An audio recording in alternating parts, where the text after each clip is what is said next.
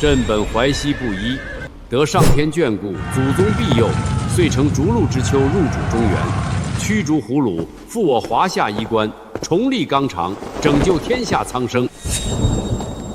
或许是咱杀伐太多，咱的好圣孙竟英年早死。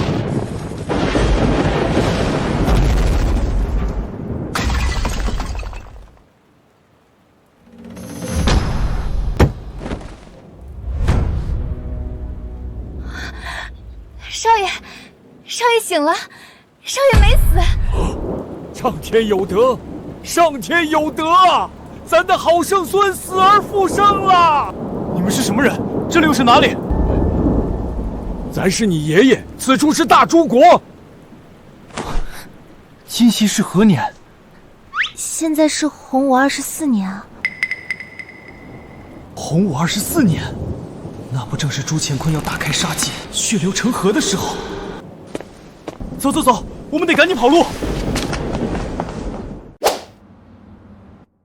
没想到我竟然穿越到洪武24年，成了应天府地主家的傻儿子。老爹常年在外，只有一个爷爷与我相依为命，天崩开局啊！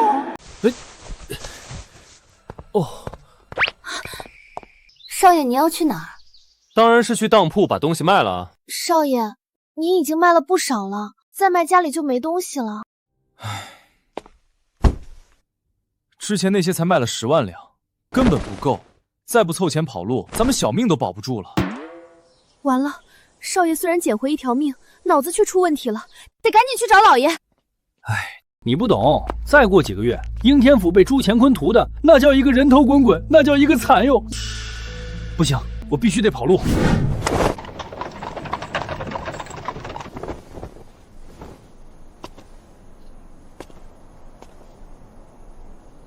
参见陛下！你们千万要隐藏好咱的身份。虽然寿儿此次捡回一条命来，但却患上了脑疾，不记得自己皇孙的身份了。谁也不要暴露，咱只想让他在往后的日子里轻轻松松的。是。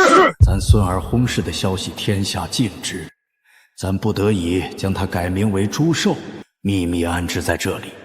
说到底是咱对不起他，咱从前对他的照顾太少了。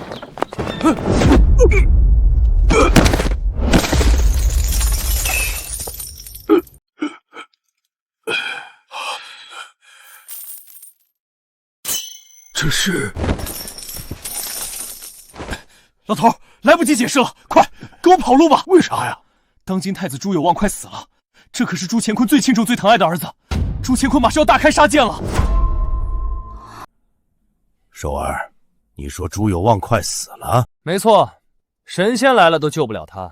荒谬！太子朱有望正值壮年，又有锦衣卫重重保护，怎么可能会死？更何况他可是你爹，哪有儿子咒自己老子死的？我说太子要死，老头子反应怎么这么大？又不是他儿子。老头子，我这可不是胡说，太子并非死于刺杀，而是死于被拥。被拥这种小病怎会死人？再说了，宫中太医无数，难道还医治不了小小的被拥？被拥看似小病，可若是年复一年发作下去，小病也会拖成大病。更不要说太子一向体弱多病啊。被拥确实困扰了望儿10几年了，为何我觉得寿儿跟以前不一样了？被拥早期尚有搭救的余地，可太子的背上已开始流脓。被拥末期，就算是华佗在世也难救。什么？那太子还有多久时间可活？也就几个月了。哎呀，老头子你别磨叽了，赶紧跟着孙儿跑路吧。皇家之事不是你我小小商贾人家能管的。咱的茶杯呢？少爷将府内值钱的东西都变卖了，包括茶具。你算了，寿儿啊，你就好好待在府内，只要爷爷在，就不会变天的。咱有事出去一趟。看来老头子还是放不下应天府的生意啊。区区10万两白银远远不够跑路，还是得再想想办法。少爷，该吃饭了。呸！你们这是给我吃的什么这么苦？少爷，咱府上用的可是上好的青盐，不然会更苦。对啊，朱朝吃的都是带有杂质的海盐，我可以制作精盐售卖啊，这银子不就来了吗？有容啊，这些钱你拿去，全部换成粮食囤起来。少爷，万万不可啊！今年乃是大丰之年，根本不缺粮食，大肆囤粮，就按本少爷说的去做。还有，按照这个法子，将矿盐提炼成精盐，这2件事很重要，你要是办砸了，就别怪本少爷惩罚你了。回陛下，经太医检查，太子背部流脓，症状越发严重，但不会有性命之忧。旺儿，咱的旺儿啊！咱不管他们用什么办法，必须要控制住咱旺儿的病情。是。旺儿的背痈果然如寿儿所言，可为何短短时间，寿儿不仅脑疾好了，还似开智一般？寿儿的事查得如何了？臣已查明，皇长孙殿下这段时间从未跟外人接触，不曾与外人接触，那莫非是上天让寿儿给咱提个醒儿？去，召梁国公薛自成入宫见驾。臣遵旨。旺儿身为太子，如果有事，淮西武将肯定不安分，必须先敲打一番。咱封你做了国公之后，你真是出息了啊！征讨北元回朝，只因守关的没及时开门，你竟敢纵兵毁关，破城而入啊！哪天皇宫的大门没开，你是不是也要破门而入啊？臣惶恐，臣不敢呐！臣罪该万死。明日咱带你去见一个人，你的罪就由他决断吧。如果旺儿真的有事，大主只能交到寿儿手里，咱得看他能不能镇住这些武将。记住，明天不管看到什么，听到什么，都不许大惊小怪，否则咱砍了你的脑袋。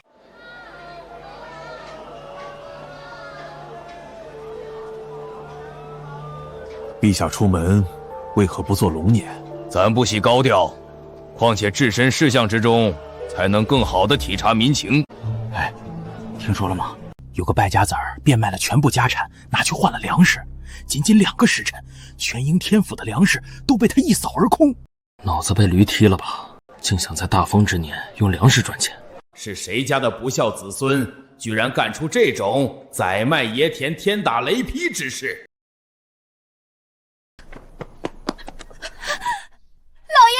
老爷不好了，少爷把变卖家产换来的10万两白银全都买了粮食。那个不孝子孙就是咱家寿儿。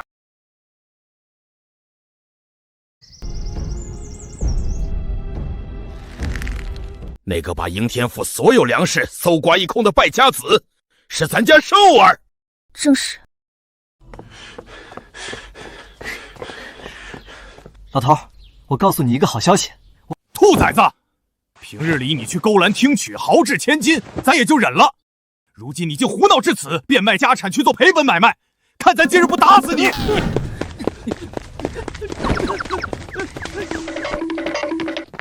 这是何人？竟惹得陛下大发雷霆，还敢直呼陛下做老头子！老头子，你听我说，我并非胡闹。几日后河南便会有水灾，我这样做是能挣大钱的。咱信你个鬼！河南今年风调雨顺，何来水灾？不行，没有发生的事情我无法自证，这样下去会耽误大事的，只能赌一把了。老头子，你要相信我！我昨日夜观天象，发现河南府那边有异象，你一定要相信我！昨夜少爷您睡得比鸡还早，何时起来夜观天象的？闭嘴！别以为你昨晚和我睡在一块就能诽谤我！小心我告你啊！老头子，我只是想防患于未然，若是真有灾情该怎么办？你到底何时才能长大呀？算了，你起来吧，那些钱就当买你开心了。你也别怪咱发这么大的火，咱老了没几年活头了。你如此胡闹，把家产败光了，往后怎么活呀？老头子，不，爷爷您放心，我不会让你失望的。爷爷，这厮竟叫陛下爷爷。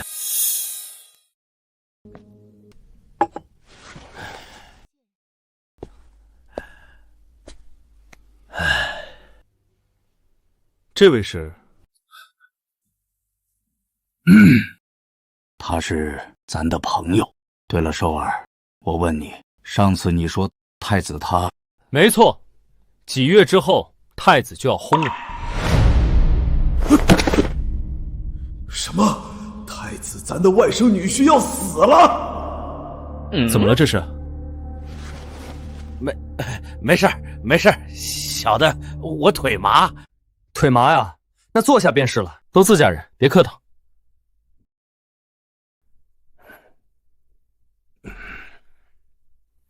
寿儿，就算太子将薨，你为什么会觉得陛下会大开杀戒，清理淮西武将呢？大开杀戒！杀的又不是你，你一惊一乍做什么？大哥，你说的就是我呀！老头子，这你就不懂了。一旦太子薨了，储君之位一定会落到他嫡子的头上。可是立了皇太孙，就会造成主少国疑、武将彪悍的格局。皇帝雄才大略，还护犊子，为了不给子孙招祸，他必然会清洗淮西武将。寿儿他竟然如此了解咱。少爷，就算是立皇太孙，陛下也不至于清洗淮西武将吧？太子妃跟那帮淮西武将是亲戚，他们只会拥戴太子妃的儿子朱胜明当皇太孙。换了旁人，他们可不见得会拥护。可偏偏朱胜明也薨了，这样一来，只能立侧出的朱成文为皇太孙了。若你是大权在握的薛自成，你会拥立一个外人当皇帝吗？算了，皇家的事儿咱管不了那么多，抓紧挣钱跑路，离开京城这个是非之地。走，老头子，我带你去看样好东西，保管给你一个大惊喜。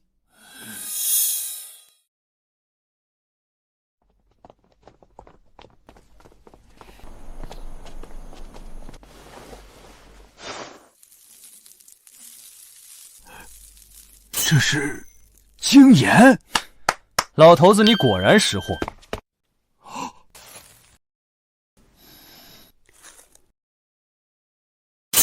这盐比咱见过的所有盐都要精细，而且一点都不发苦。寿儿，你是如何制出这精盐的？那个，实不相瞒，孙儿做了个梦，梦里有个老头给了孙儿一张制盐方子。果然，寿儿就是上天派来抵点咱的。这几缸盐怎么说也有500-600斤了，提炼成本是多少？100文。怎么可能？市面上最好的海清盐都要300-400文一斤，质量还没这盐高。这么说来，咱家也能做盐业生意了。但问题是，老头子，你有盐铁转运司的门路吗？大孙放心，这个咱有，那问题便解决了。我等会儿把制盐的方子给您，您去找人手和地方，尽快炼出几千斤来。咱的孙儿孝顺，价值万金的方子竟然就这么给咱了。不过老头子，你得答应我，此方子绝不可泄露。放心，咱绝不泄露。对了，这盐你打算作价几何？10两一斤。10两？寿儿，平日里你如何胡闹，爷爷都不生气。可今日你太让爷爷失望了。这么贵的盐，百姓如何吃得起？咱从不干欺压百姓的事儿啊！谁说我要把盐卖给百姓了？我卖的是士绅。士绅？对啊，诸朝士绅个个锦衣玉食，反正百姓们暂时还吃得起盐。那咱们为何不先抬高盐价，去捞士绅们兜里的银子呢？你说的有道理，可盐价暴涨，官府不插手吗？插手？他们插什么手？盐税可是很高的。等白盐遍布天下的那一天，百姓的银子如数奉还，士绅的银子咱跟皇帝3期分账了。等国库充盈，皇帝感谢咱们还来不及呢。到时候咱们捞足了银子，就可以跑路了。对呀，咱怎么就没想到呢？皇孙不仅给陛下解决国库问题，还心系万民，真是贤明啊！那我便先去跑通门路了。想必你猜到朱寿的身份了吧？那么接下来，陛下放心，臣定会扶持皇长孙上位。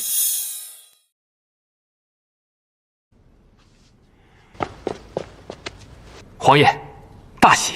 讲。受殿下的金盐，在应天几个大盐铺试售，不到2个时辰便被抢购一空。那些士绅富户争相购买，售价10两一斤，仍有价无市，连不少朝中大臣都派人悄悄去买了。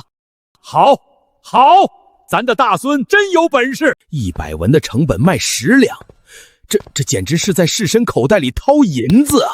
这兔崽子脑子时好时坏，折腾起银子来倒是一把好手，但偶尔还是会说胡话。咱看完了河南的奏章，根本没有水灾。启禀陛下，河南布政使司急报，黄河于3日前决堤，归正、开封等数府遭受特大水灾，淹没田地房屋无数，粮食颗粒无收，灾民正在向周边府县流散。河南水灾，消息确切，千真万确。布政使司的求援奏报和灾情感述一同送达，应验了，全都应验了。望儿的病，河南的水灾，全让寿儿说准了。传旨，立即调10万担粮食入河南府赈灾，流民入京，各地官员不得欺压阻拦。是。殿下，近日应天府内出现一种盐，洁白如雪，品质远超官言，售价高昂却供不应求。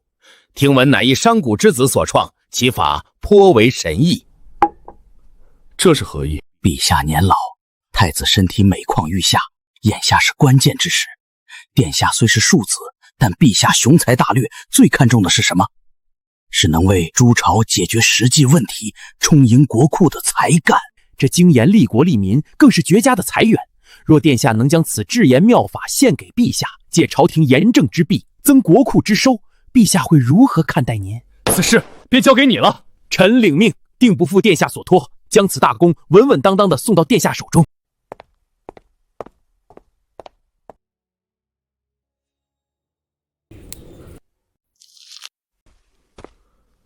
你就是那智出精研的朱寿？有话快说，有屁快放，本少爷没空招待闲人。放肆！你可知本官乃是当朝翰林？哇哦，原来是当官的，失敬了，失敬了。本官此番前来，想与你谈一笔生意。哦，生意，说说看。听闻你侥幸得了个治炎的方子，我愿出3万两雪花银，买断你这方子，赏你一场泼天的富贵。3万两，你搁这儿打发要饭的呢？3万两已是天价，不要贪得无厌，你可知？打住！你想要方子可以，一口价100万两，现银少一个子儿，免谈。100万两？你疯了吧？你不过一介卑贱商贾，侥幸得了些奇技淫巧，就敢如此漫天要价？你家厨四壁，3万两已经是给多了。朱少爷，您府上囤积的粮食我都要了，按市价3倍，一共约30万两。银票在此，可否今日交割？30万两。你说我家徒四壁，你见过这样的家徒四壁吗？王掌柜，30万两卖你全部粮食，我有点亏啊。朱少爷，咱们可是说好的3倍市价。这样吧，看在你诚心诚意的份上，我这批粮只卖一半给你，价格嘛60万两。60万两一半，朱少爷，这价格有点高啊。河南发了大水，粮食马上就是救命的东西，60万两买一半，稳赚不赔。你爱要不要？要，我要。只是我今日只带了30万两定金，请朱少爷宽限一日，我立刻回去筹措。行，有容啊，收下定金，列个字据。谢朱少爷，明日必来补期余款。看见没？30万两只是定金，你的3万两是不是连我这定金的零头都比不上啊？朱寿，你别嚣张，你不过是个最低贱的商贾，本官是士人，士农一商，你排最末。这方子你今天卖也得卖，不卖也得卖，由不得你。敢强买强卖，就凭你这头烂蒜！按住他！朱寿，你敢？我可是当代翰林，你敢殴打朝廷命官？你忽悠谁呢？堂堂朝廷命官会来讹我这小小商贾的治言秘方？依我看啊，今天我就替吴大人教训教训你。说，还敢不敢冒充吴大人了？疼死我了！我真是吴三千，还不承认是吧？这2刀算是我替吴大人给你的教训，你可以滚了。朱寿，你给我等着，我不会放过你的！你要是再嘴硬，我就去衙门告你冒充吴大人来强买我的盐方。少爷，看他这样子不像是装的，万一他真是吴大人怎么办？我知道啊，不过吴三千没几天好日子过，怕个锤子。有容啊，咱们今天赚大发了，60万两的买卖。少爷，我心情好，请你吃顿好的。说，想吃啥？天上飞的，水里游的，地上跑的，随你点。少爷，奴婢喜欢吃鸡。还好你少说一个字，不然本少爷裤子都脱下来了。走，少爷，我给你露一手，做个你绝对没吃过的叫花鸡。吴三千，他来此处做什么？据锦衣卫传回来的消息，吴三千想强买少爷的治言秘方，与少爷发生了争执，不过被少爷解决了。胆子不小啊！吴三千是成文的人，看来那边也动心思了啊。对了，老爷，寿少爷他把府里囤积的粮食卖了一半。哦，卖了多少？可别又亏了。60万两。多少？60万两，一半粮食。好小子，真有他的！100文的盐卖10两，5万两的粮食卖到60万两，这哪里是赚钱？这分明是明抢啊，不是巧取豪夺啊！有出息，太有出息了，不愧是咱的孙儿。快让咱去看看这个出息了的大孙，说不定他又有惊天动地之举。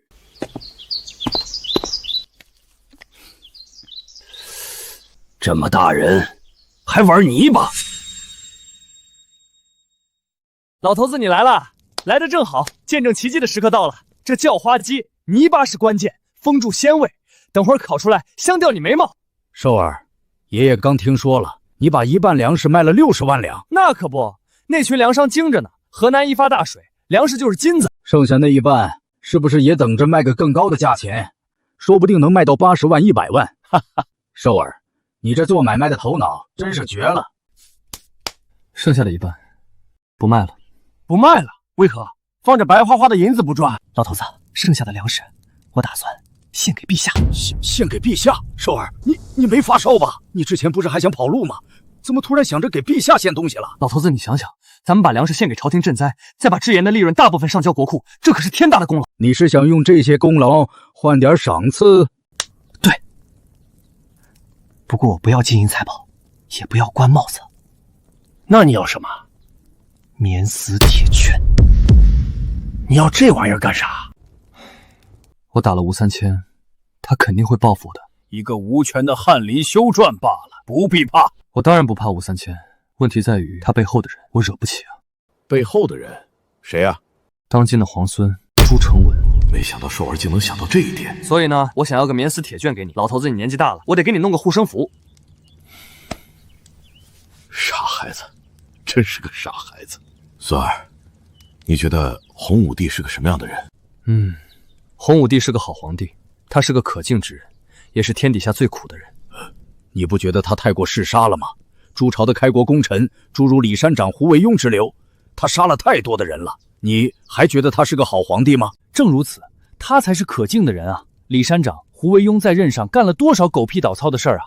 洪武帝宁可背负天下骂名，也要替百姓铲除这两个祸害，难道不可敬吗？那天下最苦之人又从何说起？陛下幼年丧父母，中年丧发妻，如今朱有望将死，他又要经历老年丧子之痛，这难道还不苦吗？世人只知洪武帝身居万人之上，极尽尊崇，却忘了他只是个风烛残年的老人啊！原来最懂咱的竟是咱的孙儿。好香啊！鸡好了，开吃。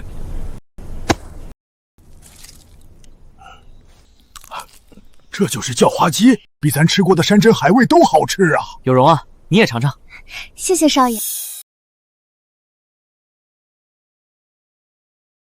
你说什么？朱寿那个败家子竟敢不卖制盐之法，你没提自己的名号吗？提了，可这贱民根本不信，二话不说就动刀子。你看我这2刀差点没命啊！殿下，那朱寿扎的哪里是我的屁股，他打的是您的脸，这口气不能不出。你说的对，孤绝不可轻饶了他。老师，委屈你了，只要你死了，朱寿跳进黄河也洗不清。他那制盐之法不卖也得卖。殿下，臣对您一直忠心耿耿。来人，去报官，就说商贾朱寿虐杀朝廷命官。是。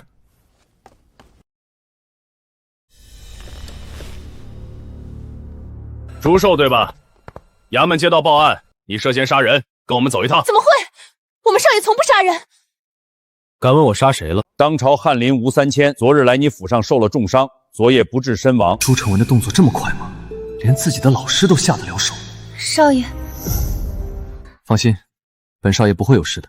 他们要是敢胡来，本少爷就大闹应天府。皇孙抓。什么？应天府尹抓了咱大孙，还想屈打成招？薛子成何在？咱要问问他，他就是这么保护、辅佐咱大孙的。陛下，臣一时不察，没有保护好皇长孙殿下，臣这便去将高首领押来问罪下狱。不必了，咱亲自去。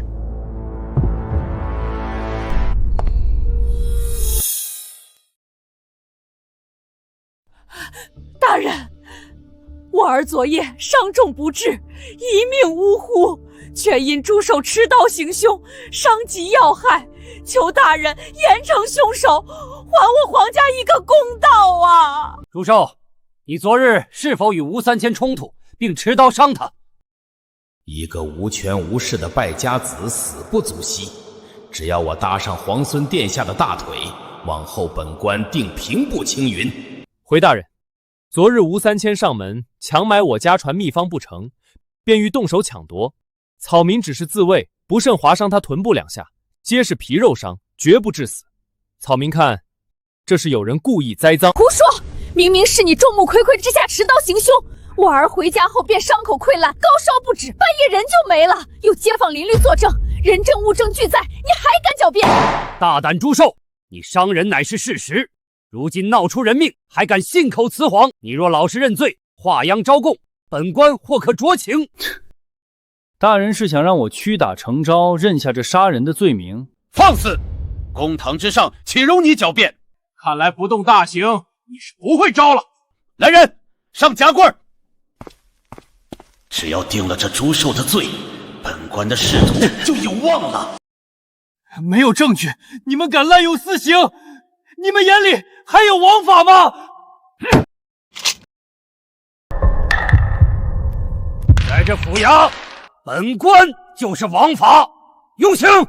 陛下驾到！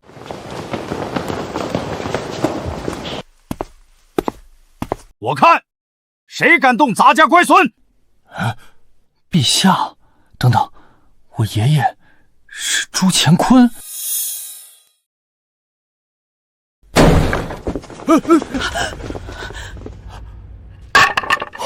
何人胆敢冲击公堂？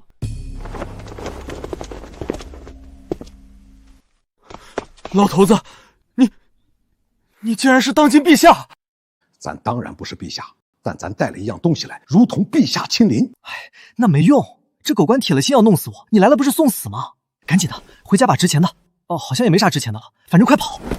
站好了，别吱声。爷爷在这儿，咱看哪个不长眼的敢动你一根手指头。老头子，你这架势，不知道的还以为你是皇帝微服私访呢。你带这么多人，该不会是用咱家最后那点家底雇来的吧？这得多少钱呀？败家呀！那个别瞎操心，今天爷爷带了秘密武器，比皇帝老子亲临还管用。秘密武器？该不会是你年轻时混江湖认识的黑道大哥吧？老头子，咱要遵纪守法。堂下何人？竟敢携带兵刃擅闯公堂，还公然维护着杀人凶犯！来人，把他们一并拿下！咱家看谁敢拿下咱！你先看看这个是什么，再决定有没有这个胆子拿下咱。哼，本官倒要看看你们朱家这爷孙俩还能耍出什么花招。免死铁券！老头子，你行啊！竟然把免死铁券弄到手了。免死铁券在手，别说你一个小小的府尹，就算你有尚方宝剑，都斩不了我。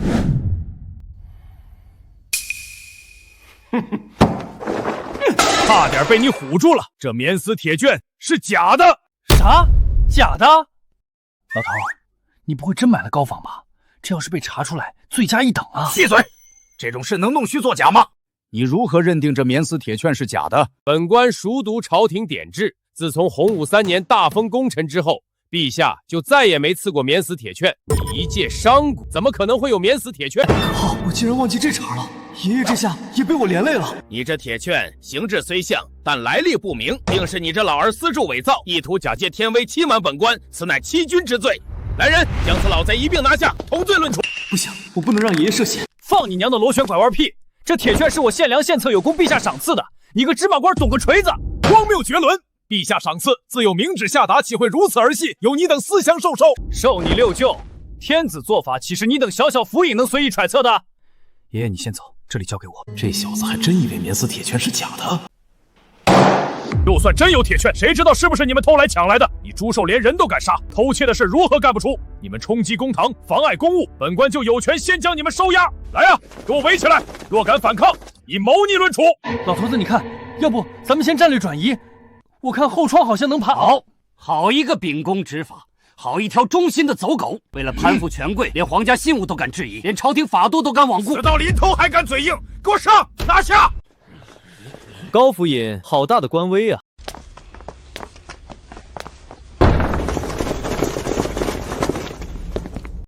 高府尹，你好大的官威啊！连陛下亲赐的信物都敢质疑，连持券之人也敢说拿就拿。锦衣卫，此乃应天府衙，就算你是锦衣卫千户，无旨意也不得随意干涉地方司法。你休要在此恐吓本官！哼，老头子，这大哥谁啊？看着挺拽，能镇住场子不？我看那狗官好像不太买账啊。看着就行，少说话。一个锦衣卫千户不够，那再加上魏国公的嫡子呢？你是小公爷徐子群？这朱寿到底什么身份？又是免死铁券，又是小公爷来救场的，他不就是个败家子吗？哇，老头子，你找的这黑道大哥啊，不是这保镖头子来头不小啊！小公爷听着就厉害，这回稳了。咱有更厉害的，你这个小猢狲还没见过呢。锦衣卫听令，护送毕朱老爷和朱少爷回府。是，你们敢！此处是公堂，本官是朝廷命官，你们眼里还有王法吗？就算你是魏国公府的小公爷，也不能如此肆意妄为。这桩案子必须办妥，否则皇孙殿下必然会杀我灭口。王法，本官奉的是陛下的心意，护的是有功之人。高守礼，你构陷良善，藐视天威，其心可诛，再不识相放人，信不信我把你扔进诏狱？哼！且慢！梁国公大人，你来的正好。国公，老头子，这又是什么情况？你为了以防万一，雇佣黑道大哥就算了，居然还让人冒充国公，牛逼啊！什么冒充？他本来就是。那天爷爷只是邀请他来家里做客，可从来没说过他不是国公。我去，真的假的？老头子牛逼啊！我真是小瞧你了，居然能和堂堂国公爷称兄道弟。国公大人啊，这朱寿祖孙伪造免死铁券，徐小公爷更是仗势欺人，强闯公堂，意图包庇凶犯。他们这是公然藐视朝廷法度啊！放屁！明明是你这狗官是非不分，想屈打成招。闭嘴！你个贱民，竟然敢在国公大人面前颠倒黑白！我去你娘的！你这个狗官，我忍你很久了。小爷现在有人撑腰，以为我还会惯着你吗？贱民？你说朱寿是贱民？没错，他飞扬跋扈，公然杀人，还有那个老头擅闯公堂，伪造免死铁券，桩桩件件皆是死罪。国公大人，依下官之见，就该把朱家满门抄斩。满门抄斩？没错，如此肮脏卑劣之人，就该在菜市口斩首示众。我去你娘的！国公大人，您为什么要打我？混账东西！你可知朱寿献银盐秘法，预现粮食赈灾，乃是天大功劳。你敢称他做贱民？还有那免死铁券是陛下亲赐，如假包换，真是瞎了你的狗眼！什么？这是陛下所赐？高守礼，你亵渎朝廷功臣，藐视免死铁券，有10000条命都不够你死的！国公大人，救救下官！下官只是依律办案，最多是失察，罪不至死啊！现在怂了，刚才非要杀了我的那股劲儿呢？你别添乱！老头子，你拦着我做什么？我要不耀武扬威，都对不起你特意请来的这么多大腿。失察！你可知你今日冲撞的是谁？那可是当今圣。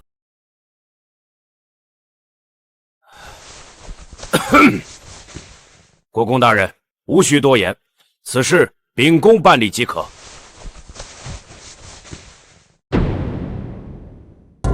高守礼，你身为应天府尹，不便中间滥用刑法，构陷有功之人，亵渎亲赐信物，本官宣布革去你一切官职，即刻下狱，待有司详查后严惩不贷。下官冤枉啊！国公大人饶命！老头子牛啊！你刚才那一声咳嗽，一个眼神，我差点以为你真是皇帝呢。快说说，你是不是年轻的时候在道上混出了什么不得了的魂号，还是救过皇帝的命？国公大人这么给你面子？又胡说八道！什么道上魂号？爷爷做事勤勉，为人仗义，结交了些朋友，攒下点名声和人脉罢了。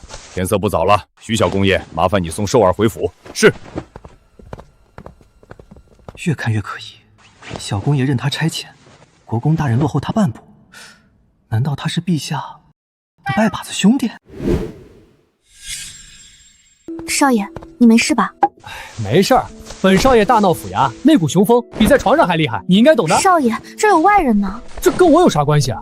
朱承文这手段真够毒的，这是铁了心要弄死我，抢走金盐方子，好去为他的太子之位铺路。我不怕武参前，可这朱承文是未来的皇帝，就算有免死铁券也不稳妥，而且明枪易躲，暗箭难防。看来跑路的计划要加快了，得搞到更多钱，准备好退路。朱少爷，您为何叹气啊？徐大哥，你干嘛靠这么近？我告诉你啊，我朱寿虽然长得玉树临风、貌比潘安，但我没有龙阳之后，你别乱来啊！朱少爷误会了，徐某绝无此意，只是见少爷受状，想问问缘由。徐某是有家室的正经人。受状？什么受状？哎呀，就是有心事的样子。哎呀，我求下你了，那他娘的叫踌躇啊！哦，我读书少，你别怪我。我叹气，是因为缺钱啊，大大的缺钱。缺钱？朱少爷，您不是刚做成了60万两的大买卖，经研也日进斗金吗？怎会缺钱？我总不能说是为了跑路集资吧？哎，徐大哥，你不知道，我那经研买卖看着赚钱，但前期投入大呀，买矿、雇人、打点关系，哪样不要钱？还有，我得防着朱成文再使坏，不得多招点护院，多打通点关系。这银子跟流水似的往外淌，现在手里紧巴巴呀。徐某倒是有个法子，徐大哥说来听听。中秋宫宴将近，应天府里那些有头有脸的文官士绅、豪门子弟，最近都跟疯了一样，到处搜罗上好的诗词歌戏，就为了在宫宴上能拔得头筹。这不是好事吗？跟你们武将有啥关系？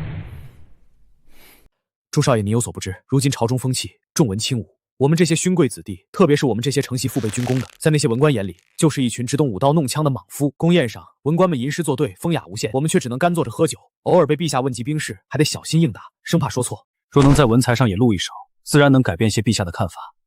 可惜，让我上阵杀敌还行，这吟诗作赋实在是为难我了。徐大哥，你想要诗不？好诗，绝世好诗，能让你在中秋宫宴上大放异彩，把那些文官士绅都比下去的那种。我当然想要好诗啊，做梦都想。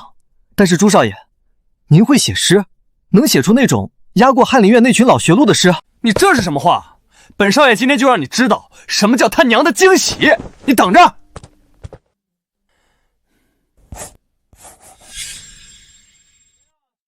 怎么样，徐大哥？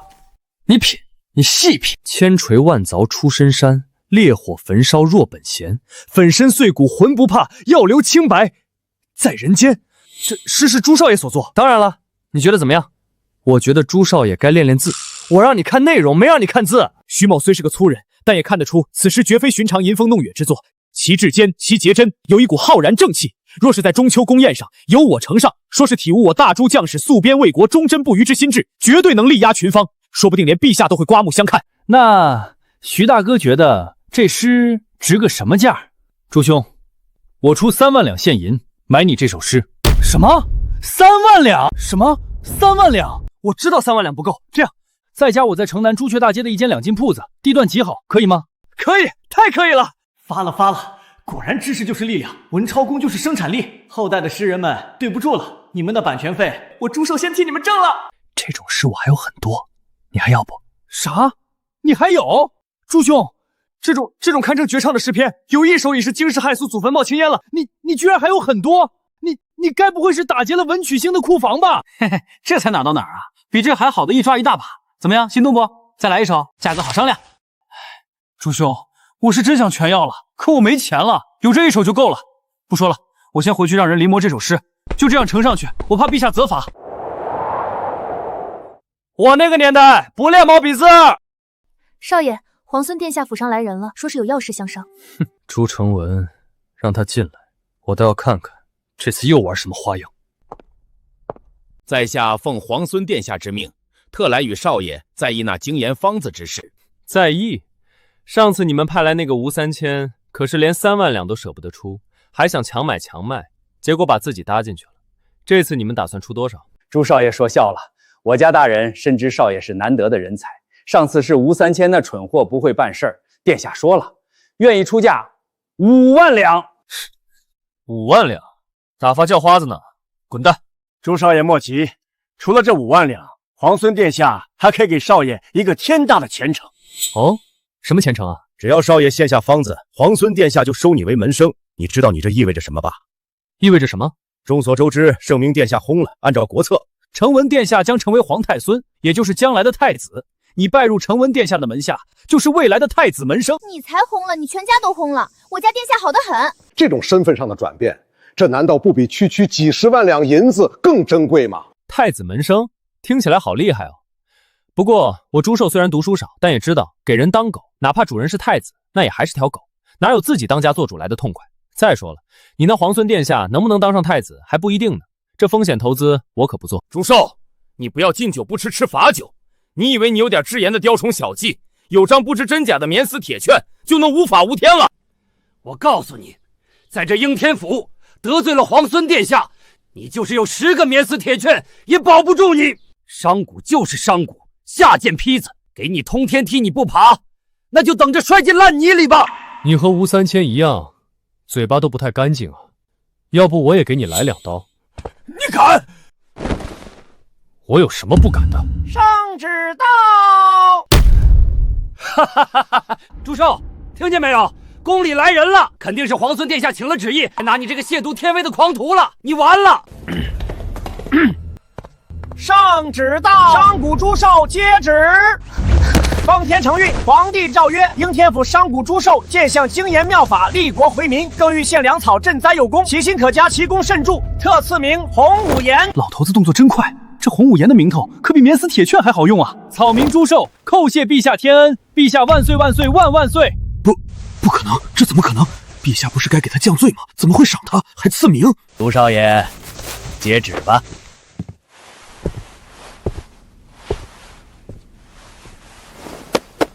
回去告诉你家皇孙殿下，让他消停点，别再犯贱打我严的主意。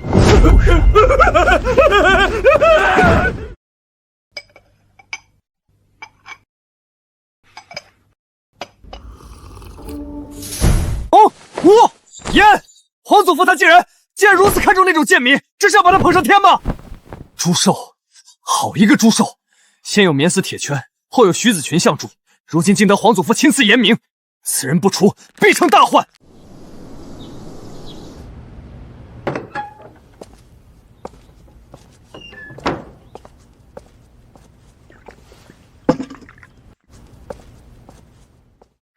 少爷，该起了，时辰不早了。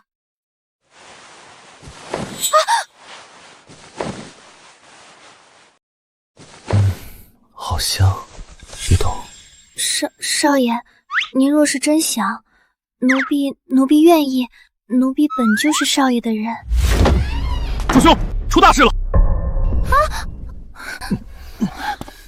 朱兄果然是性情中人啊，大白天就干这种事，怎么说来着？白天上瘾，那叫白日宣淫。你最好找我有事。当然有了，你快跟我走。有屁快放，别耽误我的好事儿。不就女人嘛。朱兄，我看你也没吃过细糠啊。你管这叫没吃过细糠？那你给我翻译翻译，什么叫细糠？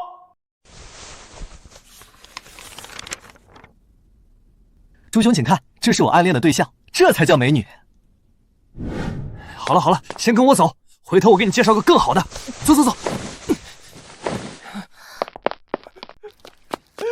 36弟啊，我的36弟！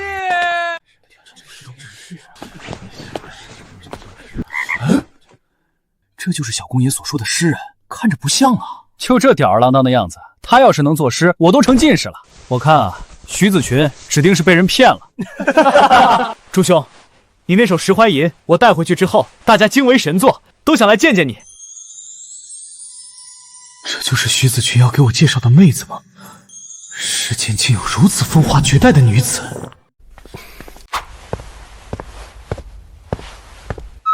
美女，你 QQ 多少？加个好友呗。那首《石灰吟》真是你写的？正是在下，是不是被我的才华折服了？我不信，《石灰吟》绝非你所作。哦，何以见得？本姑娘早就听说过你的大名，应天府有名的朱大少嘛。看来小姐早就对我芳心暗许了。勾栏瓦舍你是常客，斗鸡走狗你是好手，变卖家产挥金如土更是你的拿手好戏。一个终日沉面习乐、胸无大志的纨绔子弟，怎么可能写得出要留清白在人间这般铁骨铮铮、志向高远的诗句？石欢吟气节凛然，能写出此诗之人，必然品行高洁的君子。所以你休想骗我，赶紧带我去见真正的作者，否则我让四哥把你抓进诏狱。徐姑娘，看来你对石怀吟的作者是发自内心的爱慕。看在你诚心诚意的份上，我同意让你跟他见面。算你识相。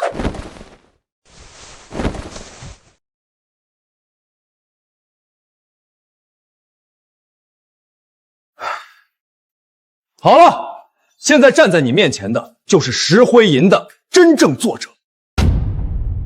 朱寿，你敢耍我！小妹，不可！你放开我！四哥，你放开我！让我打死这个满口胡言的登徒子，骗子无耻之徒！朱兄，你认真点儿。我这妹妹从小跟着爹和兄长们习武，她打人很疼的。我很认真啊。我朱寿对天发誓，那石灰吟千真万确出自我手，如假包换，假一赔十。你说是就是，你怎么证明？证明？简单啊，不就诗词吗？徐姑娘，你觉得石灰吟已是万中无一、艺术成分3、4层楼那么高的佳作了，是吧？自然，此诗气节风骨，堪称绝唱。我若当场作诗，其水平，不说远超石灰吟，至少也是旗鼓相当，甚至意境可能更胜一筹。该当如何？你要是真能写出比石灰吟更好的诗，本姑娘甘愿给你做妾。什么？小妹，不可胡说。看得出徐小姐是真被这败家子逼急了。国公府的嫡女去当妾，说出去都要让人笑掉大牙。使不得，使不得！我朱寿虽然贪财好色啊，不是，虽然欣赏美色，但强扭的瓜不甜，强娶的妾不贤啊。咱们换个赌注，比如你哥再给我3万两。朱兄，现在是说这个时候吗？少废话，就这个赌注。你若是写不出，你就得跪下来给我磕3个响头，大声说你是骗子，玷污了石灰吟，然后滚出应天府，永远别再让我看见你。你敢吗？这妹子虽然暴躁了点，耿直了点，但这股劲儿还挺有意思。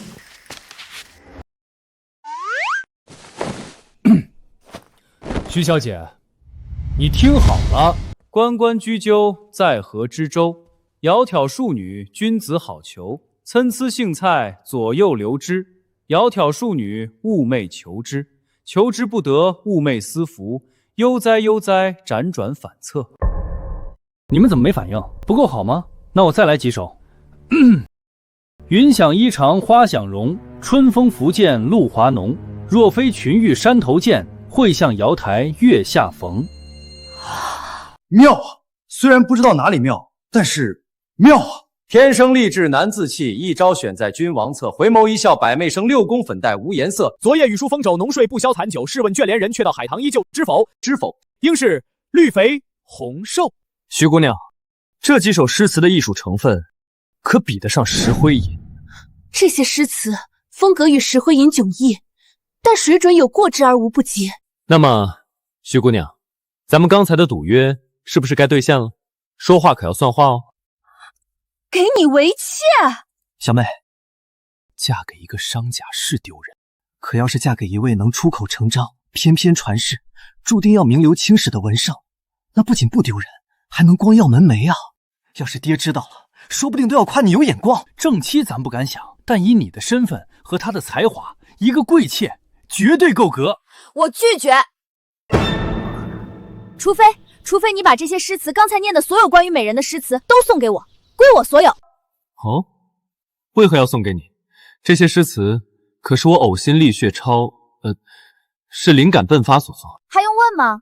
你刚才作诗的时候眼睛看着谁？是不是一直看着我？窈窕淑女是我，云想衣裳想的也是我，回眸一笑百媚生的还是我。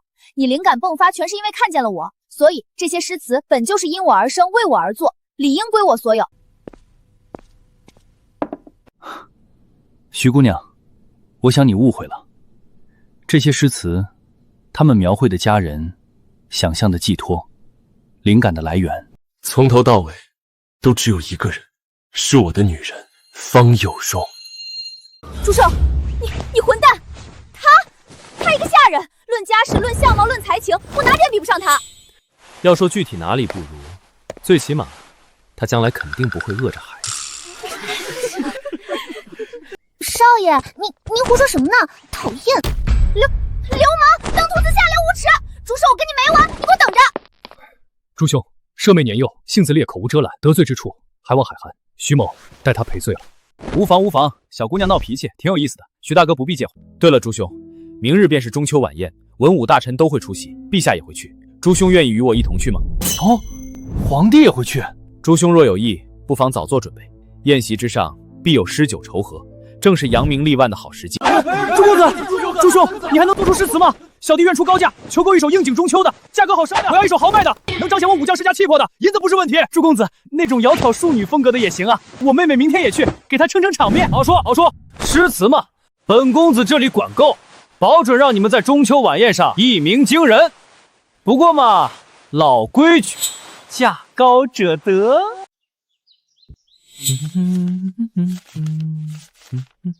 少爷，您方才那些诗词，每一首都足以名动天下流芳百世，您就这样轻易卖出去了？若是留着，假以时日，少爷必能凭此才名直上青云啊！青云直上，从古至今，哪个诗人光凭几首诗就能当官的？还是钱实在，能让家人过得好。更何况跑路保命才是最要紧的。朱朝的官又穷又倒霉，谁他妈要当啊？少爷，您真是长大了，都都知道替家人考虑了。对啊，你看多攒点钱，以后给咱们孩子买奶粉啊，买新衣服啊，请先生啊，那才叫实实在在。不过嘛，看你这条件，奶粉钱可以省了。少爷，您都在考虑孩子的事情了，奴婢一定好好伺候少爷，报答少爷。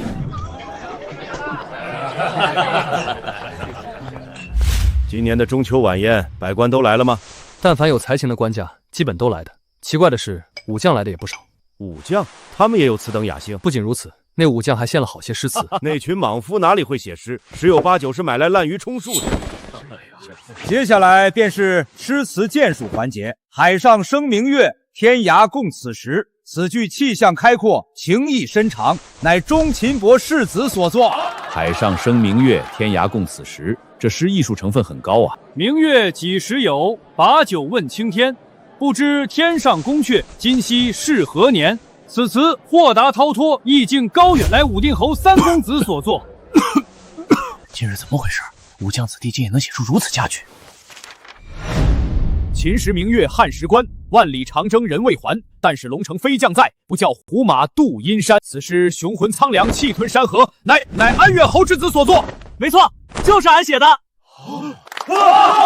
今年这是怎么了？太阳打西边出来了，这些个勋贵子弟，尤其是那些将门之后，平日里让他们写个奏报都费劲，怎么今年个个跟文曲星附体似的？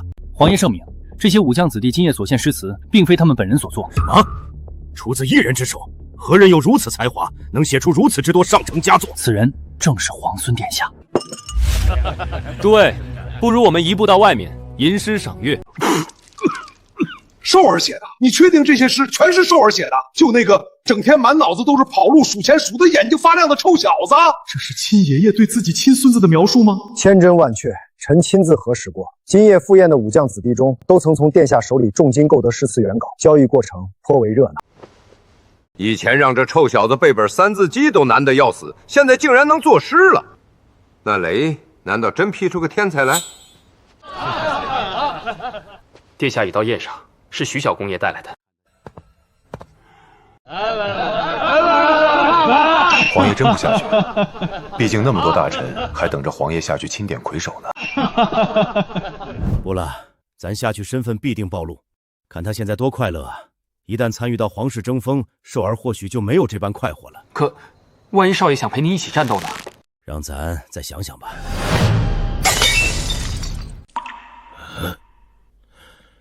下面发生了何事？回陛下，文官和武将吵起来了。吴大人且慢，下官有一事不明，斗胆请教这几位献诗的将门公子。今夜武将子弟所献诗词偏偏精品，但如此高质量、高数量的佳作，集中出自不识文墨的武将之手，实在令人难以相信。下官怀疑，这些诗词根本非他们本人所作，而是抄袭。你他娘的胡说八道什么？什么抄袭？哦，不对，不是抄袭，这还差不多。我看你们这群文官是皮痒了，我看是连抄袭都不配。就凭你们这些平日里只知舞枪弄棒、大字识不得一箩筐的粗鄙莽夫，也能写出这些绝句，简直是天大的笑话！我干你娘！你说谁呢？说的就是你们。战场是你们该待的地方，这种吟风弄月、比拼文采的风雅场合，硬挤进来也就罢了，居然还弄虚作假，用不知道从哪里搞来的破诗滥竽充数，玷污圣贤文章，简直粗鄙不堪，辱没斯文。狗娘养的酸乳！你说谁粗鄙？找打是不是？我等保家卫国，流的血比你们喝的墨水都多，你们有什么资格在这里对我们指手画脚？就是！别打了，别打了！文官和武将之间还是相处和气些才好。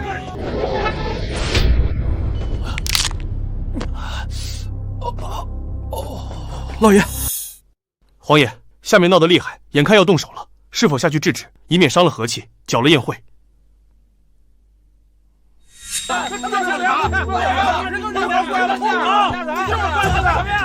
不急，看看寿儿该如何应对。皇爷的意思是，往后啊，这朝堂上这些个麻烦事少不了的，大珠以后总要交到寿儿的手里，正好让咱看看，面对这种场面他会怎么处理。不是，老爷您都一大把年纪了，我劝您，老子我没事儿，你离远点儿，都给我住手！我说各位，听薛某一句，酸乳吃我一记糖衣炮弹。莽夫接诏。岂有此理！我堂堂国公都镇不住你们吗？老爷，别管他们了。这个阵仗，除非陛下来了，否则谁都不好使。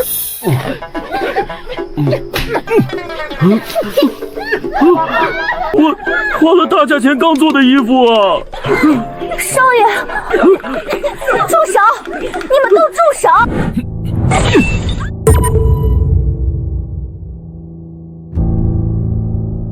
你们闹够了吗？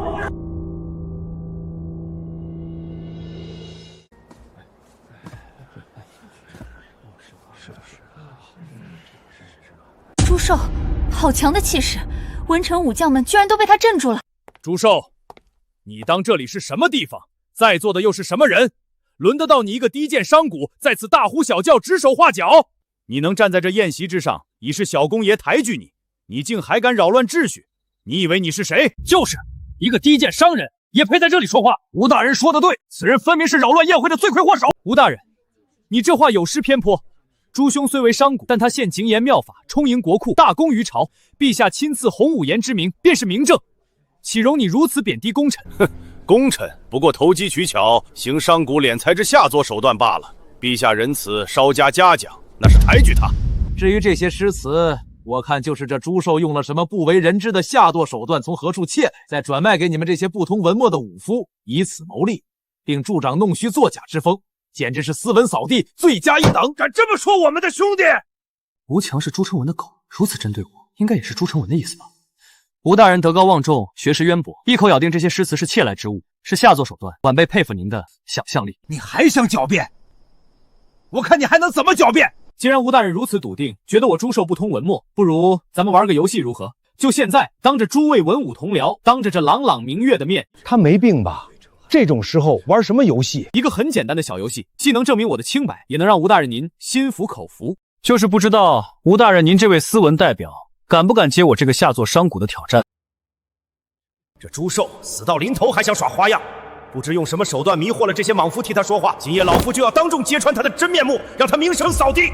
朱寿，既然你不见棺材不掉泪，老夫今日便陪你玩玩，也好让诸位看清楚你到底有几斤几两。好，吴大人爽快。现场鉴尸什么的太麻烦，也容易有人说咱们提前准备。不如诗词接龙如何？诗词接龙，这可比单独作诗难多了，既要符合功律意境，还要衔接上句，最考验才华和底蕴，绝对做不了记。这朱寿真是疯了，跟谁比不好？跟吴大人比诗词接龙？吴大人可是教过皇子孙、编纂过典籍的大学士，可谓财富五车。朱寿简直是自取其辱。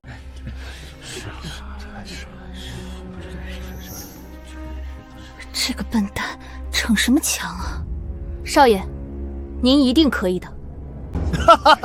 诗词接龙，就凭你一个连《三字经》都未必念得全的商贾，也配跟老夫玩诗词接龙？你这是嫌自己丢人丢得不够快吗？老夫劝你赶紧认错，承认这些诗词来路不正，老夫就不追究你了。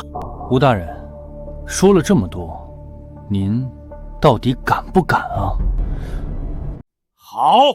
好一个不知天高地厚的狂徒！哼，既然你上赶着找死，老夫今日便成全你。这赌局既然是你提的，那赌注便由老夫来定，也算给你，给被你所骗之人一个交代。行，老人优先。若你输了，便证明今夜这些武将子弟所献诗词，皆是你用不当手段窃取而来。你需当众向所有被你蒙蔽、被你利用的武将同僚磕头认错，承认你欺世掏名、蛊惑人心。好啊，不过吴大人的条件不可能这么简单吧？算你还有点自知之明。大概是我比较了解吴大人，不是那种有胸襟的人吧？朱寿，先给你点时间让你蹦跶，一会儿老夫让你再也笑不出。除此之外，你需将你朱府名下所有财产，包括你的制盐方子，统统拿出来。吴大人这是要让朱寿的命啊！一个商贾没了财产，没了赚钱的法子，跟乞丐有什么区别？活该！谁让他自不量力呢？朱寿，等你一无所有，负债累累、走投无路之时，老夫再以极低的价格收购你的制盐方子，岂不是易如反掌？甚至让你悄无声息的消失，也无人再关注。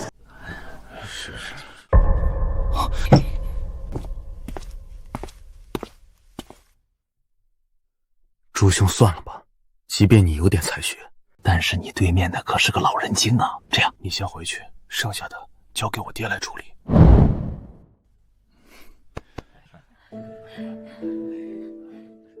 吴大人真是思虑周全，连晚辈的身家都惦记上了。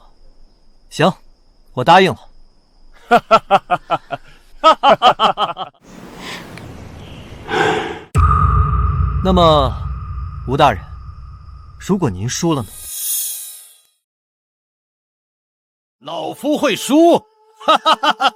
好，既然你非要自取其辱，老夫便让你彻底死心。若老夫输了，老夫的命和这箱乌纱帽，你尽管拿去。吴大人，我要你的命干嘛？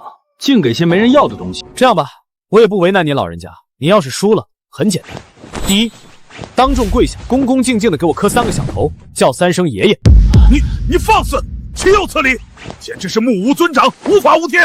您别急嘛，还有第二，让我抽你2个大嘴巴子。你不能躲，不能还手，不能翻脸，挨完了还得大声说打得好。哈哈哈哈哈！不愧是咱的儿孙，一点亏都不肯吃啊！可是跟吴强比诗词，少爷能有胜算吗？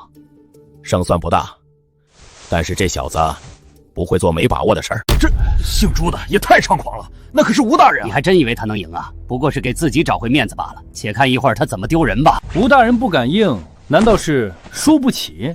好，老夫答应你，就按你说的办。到时候你可别后悔。吴大人爽快，那就请诸位做个见证。少废话，可以开始了吧？当然，吴大人请出题。吴大人，请出题。既然你找死，那我就在第一局让你死。清光如水，尽瑶姿。知酒味，清新已醉，蟾宫桂影正参差。肯定是这小子运气好。差吃燕语分秋色，色染枫林霜叶湿。诗成玉记广寒客。客倚晴楼玉笛吹。吹角连营惊朔宴。雁横秋塞震云垂。咱的寿儿，咱的大孙，瞧瞧这文采，这机智，哈哈哈哈！什么狗屁大学士，被咱寿儿吊起来打，过瘾，真他娘的过瘾！少爷真是深藏不露，惊世之才啊！吴大人竟然输了，怎么可能？吴大人，可是需要晚辈再等一炷香的时间。老夫突感腹中不适，此事容后再议。哼，想尿遁？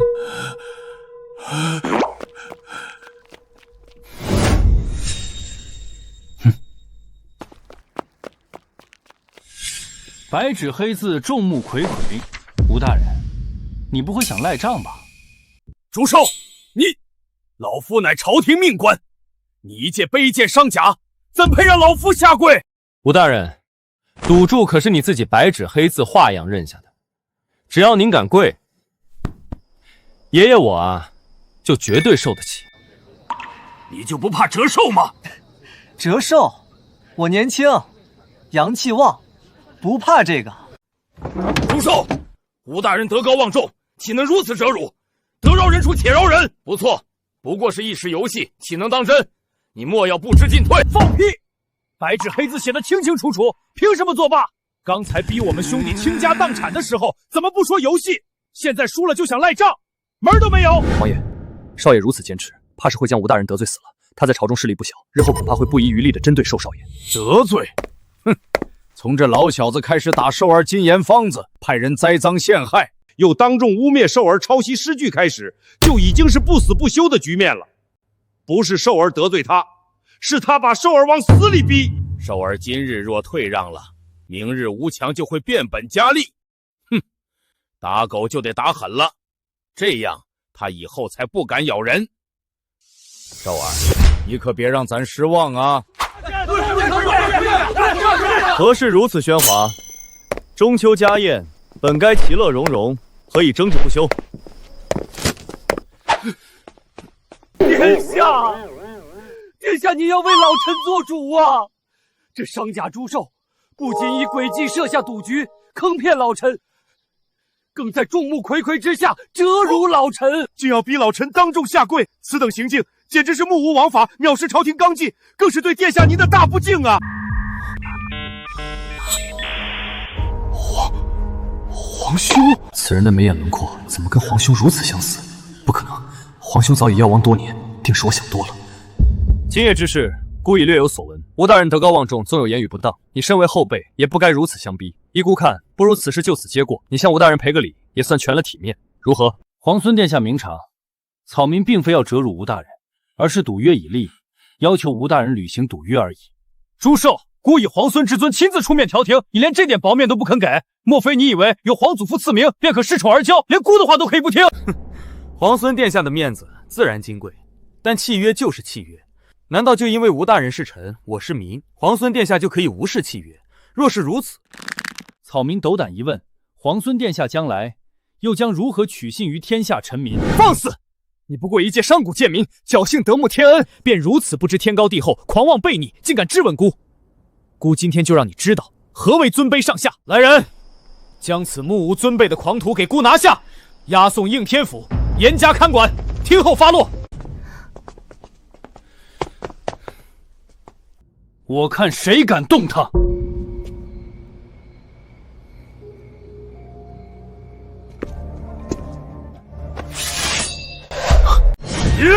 少爷小心！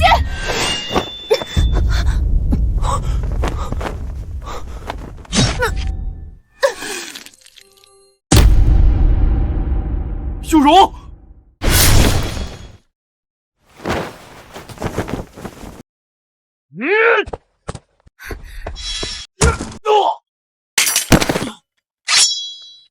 敢下黑手，去死吧！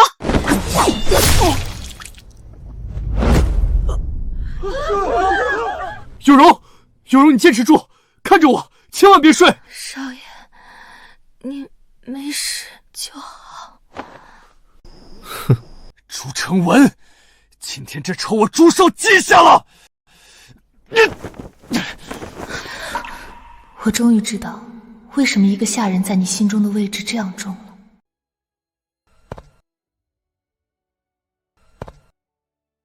咱就是把朱成文惯坏了。小环，陪咱走一趟。是。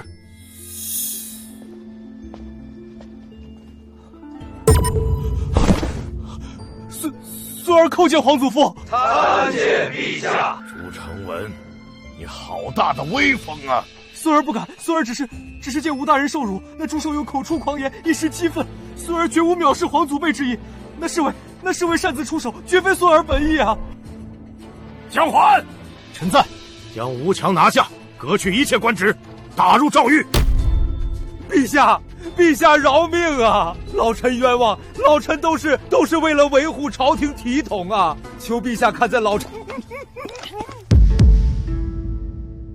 你今日所为令咱很失望。身为皇孙，不辨是非，偏听偏信，御下不严，险些酿成大祸。回去闭门思过，没有咱的旨意，不得踏出东宫半步。好好想想，何为储君之道，何为天子之法。孙儿谨遵皇祖父教诲，孙儿知错了。备马去主府，咱要看看寿儿怎么样了。是。有容，你醒醒，你别吓我，你一定不能有事。我们还要一起赚钱，一起跑路。对，你不想跑路，那咱不跑了，我们就留在这儿，我养你一辈子。你醒醒啊，你醒醒啊！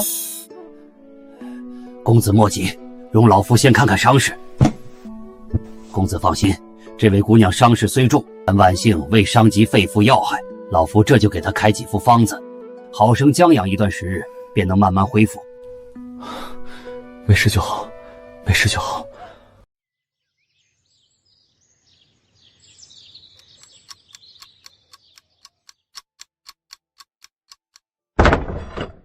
朱兄，朱兄，大喜！天大的喜事儿啊！有容醒了，是你啊！唉，你的心里除了方姑娘还有什么？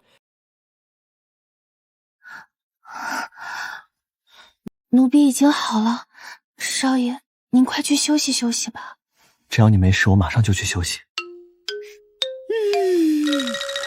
你俩别秀恩爱了，大喜事儿啊！陛下有旨，以你前几日在中秋夜宴上诗词力压吴强，才华惊世，是陛下钦点的大文豪。你现在是全城读书人，不是全城人的偶像了。钦点的大文豪，陛下这是嫌我麻烦还不够多吗？这怎么能是麻烦？这是天大的荣耀啊！以后谁还敢说你是商贾败家子？你现在走到哪儿都得被人高看一眼。说来我是全城偶像，我成爱豆了。徐兄，我好像找到了圈钱，哦不，赚钱的新方法了。什么？我们先去你之前给我的那个铺子那里，我自然告诉你我要做什么。少爷，您倒是好好休息一下啊！这少爷也太努力了点吧？徐兄，你确定是这儿？这地方看着不太对劲啊！之前不是说这里生意还不错吗？这还怎么让我开书铺啊？没错，就是这儿。我上个月来看时还开着门做生意呢，怎么才几天功夫就关张了？嘘，两位公子是来看铺子的，我劝二位趁早打消念头吧。前些日子南河发了大水，灾民成千上万的往咱们应天府涌啊。虽说朝廷设了粥厂，但那也是杯水车薪。不少灾民没地方去，也没吃的，就在城里各处流窜。那些灾民饿极了，偷抢之事时有发生，闹得人心惶惶，这生意没法做哟。朱兄，灾民来了，这不是咱们发财的好机会吗？现在粮价肯定飞涨，咱们趁势岂不是能大赚一笔？比你卖那些扇子香囊来钱快多了。打我干嘛？我难道说错了吗？徐兄，发国难财赚难民的血泪钱那是缺德，咱们赚钱要赚得心安理得。这种踩着别人尸骨往上爬的钱，我嫌脏。朱兄竟有如此胸怀和格局，难怪连皇爷都对他另眼相看，不惜暗中回护，这才是真正值得敬佩的人啊！我方才那念头实在是惭愧。别愣着了，发财的路子以后多的是。现在赶紧给我回府！回府？回府干嘛？不看看铺子了？看什么铺子？救灾要紧，回去调集人手，去市面上尽量平价收购粮食、布匹、药材，就近设几个施粥摊，一整点，先把最急的温饱生病问题解决了再说。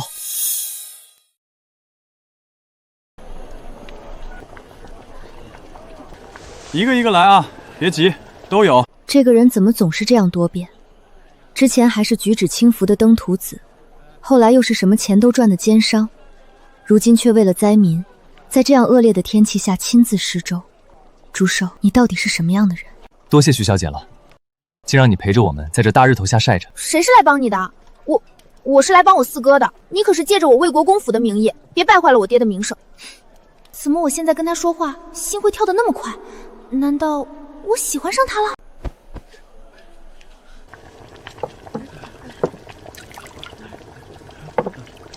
咱们的皇孙殿下也来了，动作挺快啊！前几日刚被罚了禁足，这么快就出来体察民情、积德行善了？你说什么？禁足？对啊，在中秋宴上你走以后，皇孙威胁我们，然后陛下就来了，不仅让吴强入狱，还罚了皇孙禁足。奇怪了，怎么那么巧合？每次我遇到困难了，陛下总是能及时出现。我知道了，我知道了。一定是我为朱朝贡献那么多，朱乾坤对我心怀感激，所以派遣一位对我时刻关注。不得不说，朱乾坤真是个好皇帝，为了外人竟然能处罚自己的孙子。其实皇孙殿下以前在宫里风评还是不错的，待人温和，勤学好问。这次中秋宴上也是受了吴强那老匹夫的挑拨，才一时失了分寸也说不定。你太天真了，看人不能只看他表面做什么，要看他怎么做，为什么做。你看他施粥站在哪儿，离粥锅至少5步远，身边侍卫环绕，生怕灾民靠近。盛粥的不是他，送粥的也不是他，他连粥勺都不碰一下。你觉得他是诚心救灾吗？他脸上是带着笑，但那笑是端着摆出来的。你看他眼神，可有一丝真正落在那些面黄肌瘦的灾民脸上。他在意的是周围有没有人看他，是这场善举能不能传回宫里，传到陛下耳朵里。论眼光毒辣，还得是朱兄你啊！皇孙殿下真是仁德啊，亲自来给咱们这些苦命人施粥啊！是啊是啊，天皇贵胄，一点架子都没有。往后要是这样的殿下当了皇帝，一定是为体恤百姓的仁君，好皇帝。君子论迹不论心，百姓觉得他好，他便好。他要的就是这个效果。徐兄，你记住，会作秀的不一定是好官，更不一定是明君。往往那些埋头做事、不图虚名，甚至可能因此得罪人的人，才是真正想把事做好的人。算了，这也不关我们的事儿，我们不过就是寻常百姓。至于最后皇帝之位传给谁，也不是你我能所为。要是皇长孙活着就好了，也不至于让朱成文这种畜生捡漏。朱寿，你这个低贱商贾，害我老师入狱，害我在皇祖父面前失宠失态。今日我本想借施粥挽回名声，你却做同样的事，强行拉低我的档次。此仇不报，我朱成文誓不为人。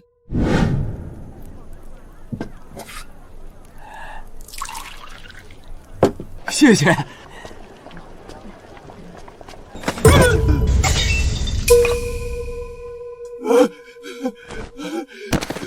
殿下饶命！殿下饶命啊！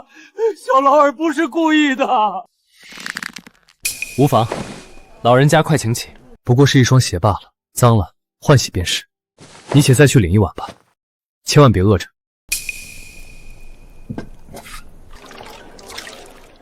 谢殿下，青天大老爷啊！就是，这里人多眼杂，姑先去更衣。按照朱成文这睚眦必报的性格，他怎么会善罢甘休？徐兄，你在这边照看一下，我去就回。朱兄，你去哪儿？老不死的贱民，脏了姑的鞋子！你知道这身衣服值多少银子吗？把你全家卖了都赔不起。殿下饶命！殿下饶命啊！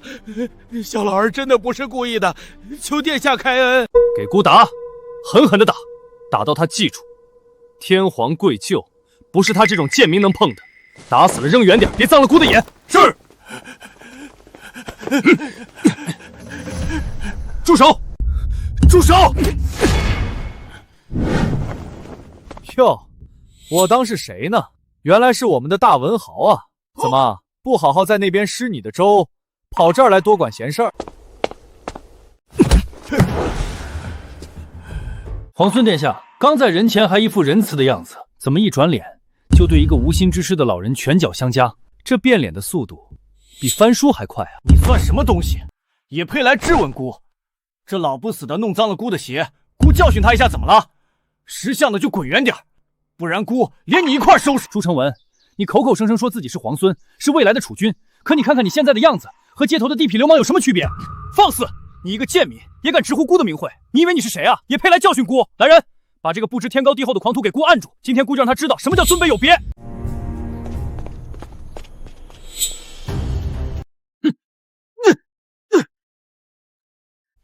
朱寿啊，朱寿，你不是喜欢出头吗？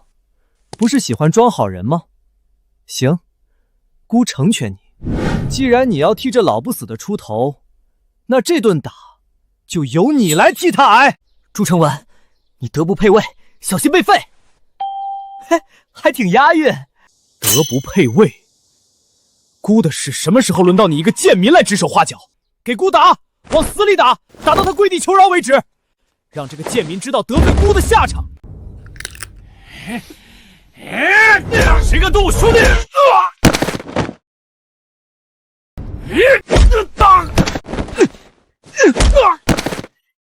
徐子群，你好大的胆子，竟敢动姑的人！你知不知道自己在做什么？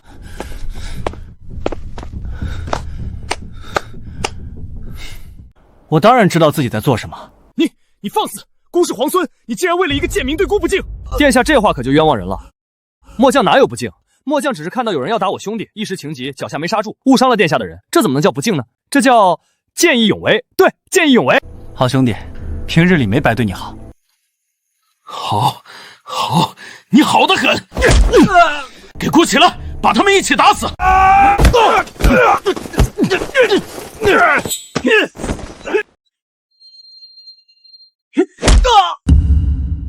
殿下，我新买的靴子好看吗？你不是想踹我吗？ Bimbo， 答对了。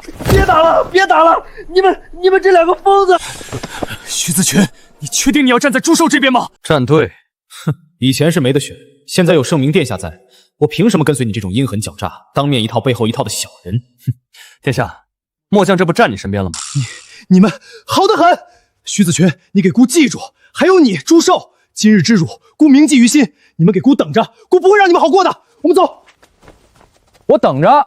朱成文，你有什么招尽管使出来，爷爷我奉陪到底。老人家，没事了，回家去吧，以后小心些。多谢贵人，多谢贵人。朱兄，够重，不过这下咱们可真是把他得罪死了。得罪死了？从吴三千那件事开始就已经不死不休了，怕什么？兵来将挡，水来土掩。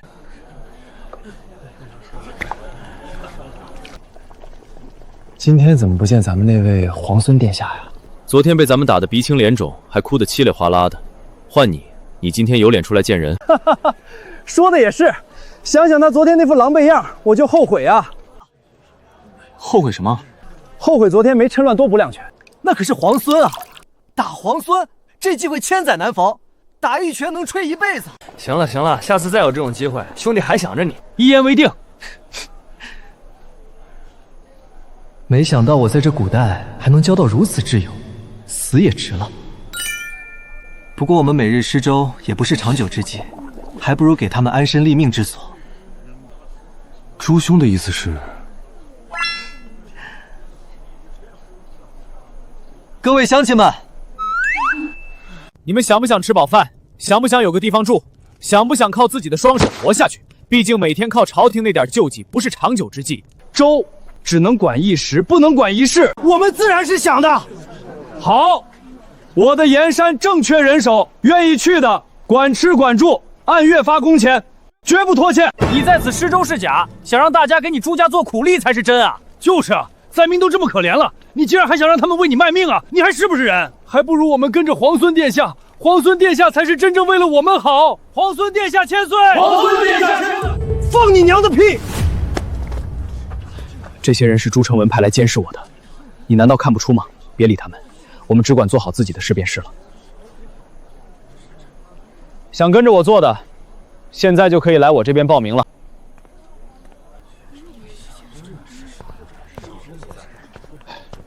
朱公子，小老儿我愿意报名。好，我这就帮你把名字写下。哟，这是从哪儿找的托儿啊？你们这群白眼狼！朱少爷为了能让你们吃饱饭，自掏腰包施粥。如今为了我们的生计绞尽脑汁，你们竟然觉得他有所图谋。真正的伪君子，是你们口中高呼的那位皇孙殿下。小老儿不过弄脏了他的鞋子，便往死里打小老儿。这样的人，如何得到我们的尊敬？你胡说什么呢？你的意思是皇孙殿下要打你？蒙谁呢？我没骗你们，你们看看小老儿身上的伤。我说的千真万确，若不是朱公子及时赶到，拼死护住了小老儿，为此朱公子还挨了皇孙殿下的打。不会吧？皇孙殿下看着那么仁善，可这伤不像假的啊。老人家，姑念你年迈，昨日之事便不与你计较了。可你今日在此污蔑姑的清白，是何道理？姑昨日确实在此施粥，也确实见你失手洒了粥。姑当时便说了无妨，还让人重新给你盛了一碗。在场的许多人都可以作证，怎么到了你口中就变成了姑殴打你呢？殿下当时确实说了无妨，可转头就把小老儿拖到巷子里打你。姑为何要打你？姑与你无冤无仇，为何要为难你一个老丈？老人家，你是不是被人收买，故意在此诬陷姑？没关系的，老人家，你先回去吧，这里的事交给我处理。不行，我虽然无权无势，但我有良心，我不能让朱少爷你这么善良的人背负骂名。我今日便以死证明朱少爷的清白。老人家，您干什么？朱少爷，你别拦我，让我死了，我就能证明你是真的为了百姓好啊！老人家，您糊涂啊！我的清白不需要任何人用命来证明，您活着比什么都重要。这个时代，皇权至上，朱承文是打定主意要毁我声誉。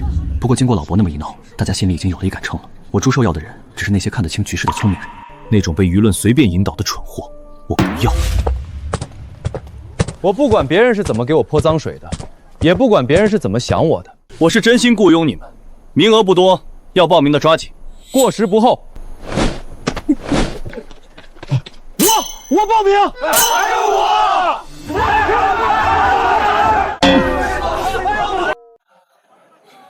黄岩，不过去吗？您不去帮寿少爷说几句话，那些大臣可都在盯着呢。不用了，这小子已经找到了最好的办法，没有急着自证清白，没有急着跟朱成文撕破脸，而是直接去解决问题。他知道百姓所需要的不是谁对谁错，是活下去的希望。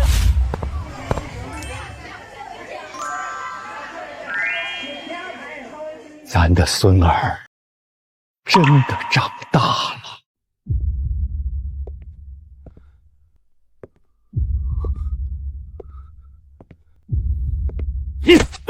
你知不知道最近你做了蠢事儿？皇祖父，孙儿知错了，孙儿只是一时糊涂。一时糊涂？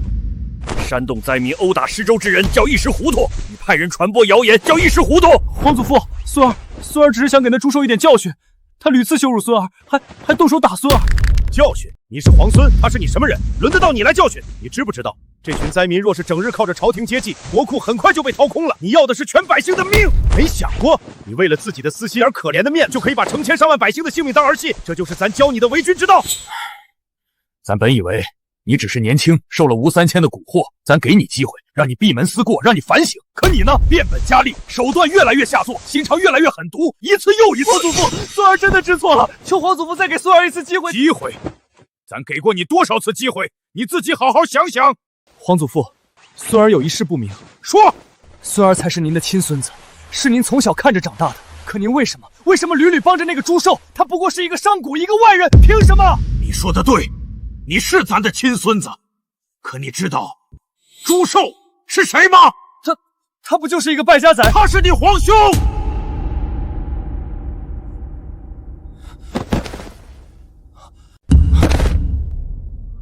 皇兄？不可能，他明明死了的，是您亲口说的，怎么会？咱为何要这么做？你不必知道，你只需要记住，从今往后，你若再敢动他一根汗毛，咱绝不轻饶。他回来了，他才是皇长孙，那我这些年的努力算什么？往后你便禁足吧，你什么时候想通了，什么时候真心认错了，什么时候再出来。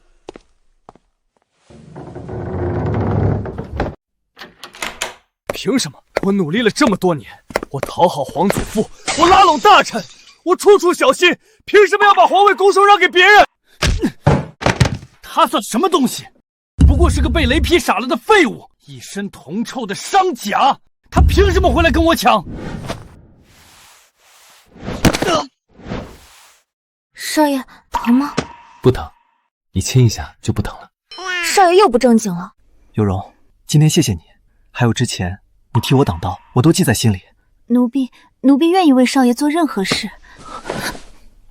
真的吗？少爷，不好了！我真是服了，每次我想做点好事的时候，就有人来打断。这群人怕不是在我身上装了监控吧？少爷，监控是何物？说了你也不懂，反正就是，唉，又怎么了？少爷，燕山那边传来消息，说死人了。什么？死人了？怎么回事？燕山的设备虽然不能跟现代相比，但绝对安全，怎么会闹出人命？是管事派人快马送来的消息，说今天傍晚的时候有个工人死了，具体的还没来得及细说。是事故还是？现在死者家属已经跪在府门口了，哭天喊地的，说要少爷给个说法。啊！得前后脚，朱成文那边刚说要弄死我，这边就出人命了。只要说是巧合，我朱字倒着写。少爷，您别出去，奴婢去应付他们。躲得了初一，躲不了15。走，去看看。我儿啊，我苦命的儿啊！你给黑心肠的朱寿干活，活累死了呀！朱寿，你出来！你赔我儿子的命！你不是说管吃管住吗？你不是说按月发工钱吗？怎么我儿子才干了3天就没了？儿啊！拿走你的脏手！你这个杀人凶手，别碰他们！快起来，地上凉。你放心，有姑在，今日一定给你们讨个公道。皇孙殿下，你要给民妇做主啊！我儿子死得好惨啊！朱成文，你不是被禁足了吗？怎么敢出来？禁足？为了百姓，为了给使者讨回公道，姑就算是违抗圣旨，被皇祖父责罚也认了。这就是姑身为皇孙，身为正统该做的事，而不是像某些人，不像某些在这府里像阴沟里的老鼠一样，出了事连面都不敢露。他是在说我吧？老鼠，我刚刚正准备出来，明明是他自己冲过来的。等等，他说正统，这跟我有什么关系？我又不是皇室血脉，这人脑子是不是被门夹了？不管你们信不信，我朱寿用人向来是管吃管住，绝不克扣。你们儿子的死，我一定会查清楚，给你们一个交代。现在先冷静一下，外面冷，咱们进屋慢慢说。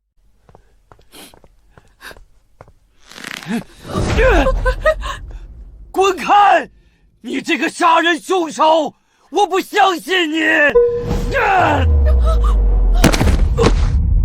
少爷，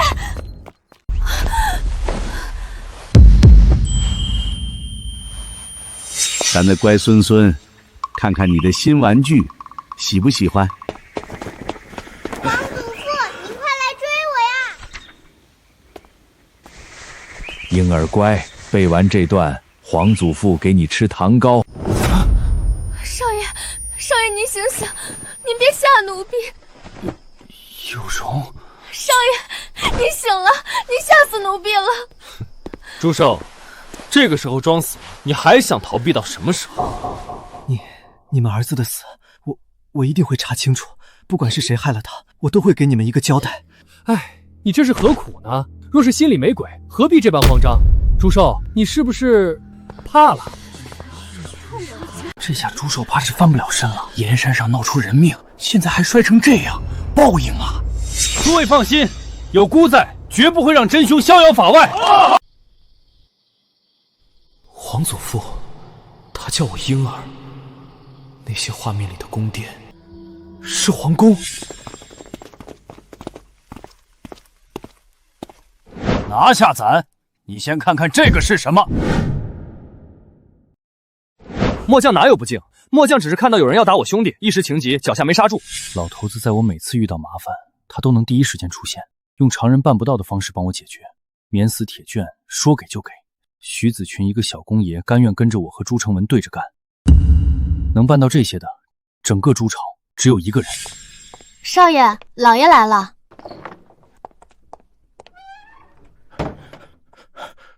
寿儿，你的伤怎么样了？爷爷听说你出事了，立刻赶来了。你放心，爷爷一定会帮你调查真相，讨回公道的。爷爷，你说你会帮我调查真相？当然，你放心，有爷爷在，绝不会让任何人冤枉你。爷爷在宫里还是能说得上话的。是啊，那是自然。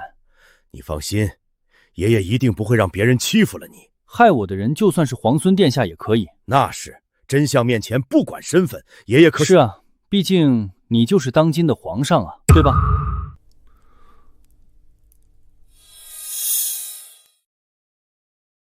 寿儿，你是什么时候知道的？你是想问我怎么会猜到的吗？还是说我是什么时候想起来的呢？骗我好玩吗？老头子，不对，我应该叫你陛下。寿儿，你听咱解释一下。解释什么？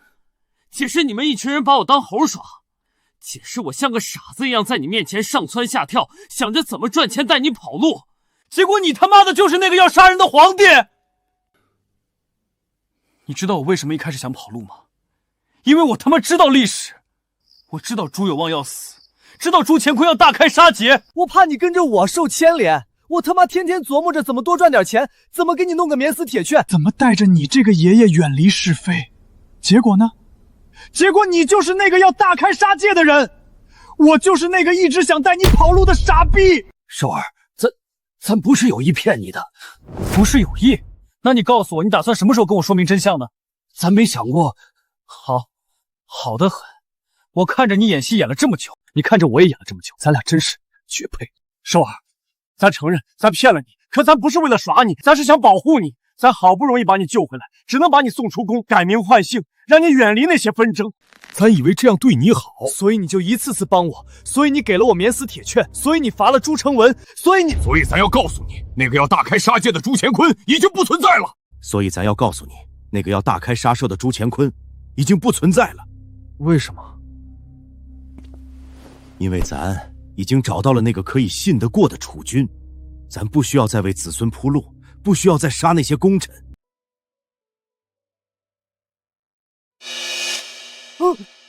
等等，你说的那个可以信得过的储君，该不会是我吧？你说呢？不行，绝对不行！老头子，你别开玩笑，我当储君当皇帝，你知道我什么底细吗？我连班长都没当过，你让我管一个国家，你这是把大明江山往火坑里推啊！什么班长？你在说什么？反正意思就是我不行，我就会赚点小钱，耍耍嘴皮子，忽悠人。你让我当皇帝，我连奏折都看不懂，更别说上朝了。那些大臣一人一口唾沫就能淹死我。既然他不愿，咱就希望他快乐。算了，不提这个了。现在最紧要的不是这个，而是什么？还你清白。朱成文的事，桩桩件件都有人在背后搞鬼，咱不能让你背着黑锅过日子。先把真相查清楚，让那些害你的人付出代价。无论朱钱团是我爷爷还是皇帝，心里装的可都是我。行吧，先查案子，您老人家让我再想想，或者您再想想呢？好，咱给你时间想，不过咱得提醒你，朱成文那边可不会给你时间。皇祖父，孙儿今日要为惨死的百姓讨一个公道。这对夫妇的儿子王大牛受朱寿雇佣在盐山做工，才扛了3天就惨死在盐山上，尸体至今未见，死因不明。而朱寿身为雇主，非但不第一时间抚训家属查明真相，反而躲在家里。若不是孙儿违抗禁足令，亲自出面安抚这对可怜的父母，怕是连跪在这里深哀的机会都没有。皇祖父，朱寿如今闹出人命，桩桩件件都透着此人品行恶劣，草菅人命。孙儿恳请皇祖父严惩朱寿，给死者一个交代，给天下百姓一个交代。臣附议，朱寿罪恶昭彰，不可不惩。陛下，若不严惩朱寿，何以服众？何以正国法？哼，朱寿，你有何话说？朱成文，你说完了？怎么，朱寿，你这是怕了？知道自己的结局，所以连反驳都不敢了？不是怕，是在等。等什么？等你的死期吗？是等你的死期。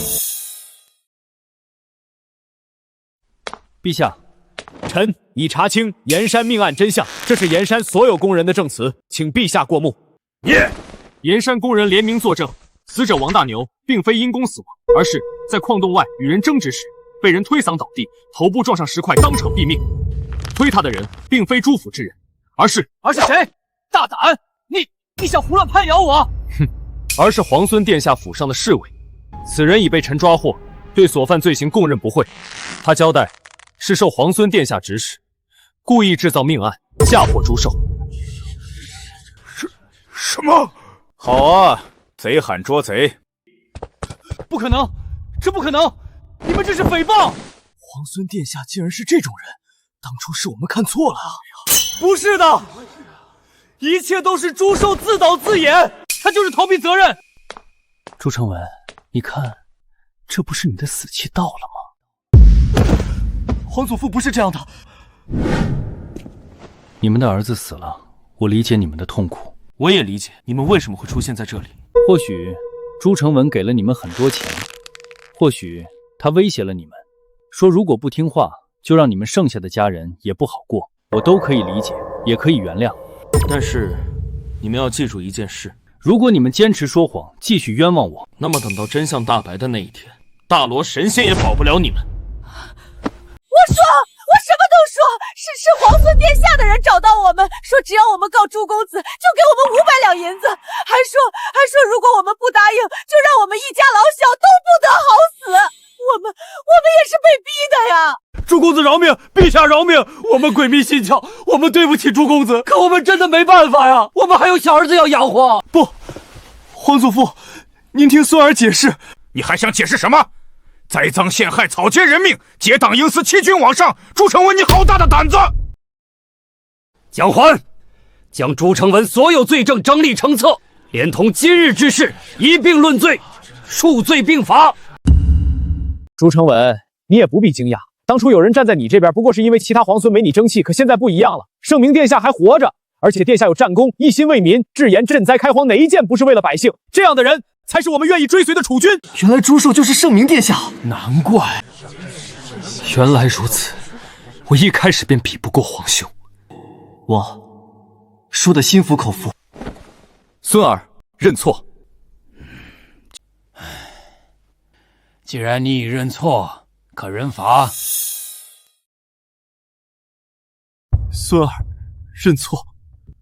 那便罚你多多读书，向你皇兄学习如何关爱百姓，日后做一个好皇帝。皇祖父，以后跟着你哥哥我学的还有很多呢。好，多谢皇兄。寿儿，过来。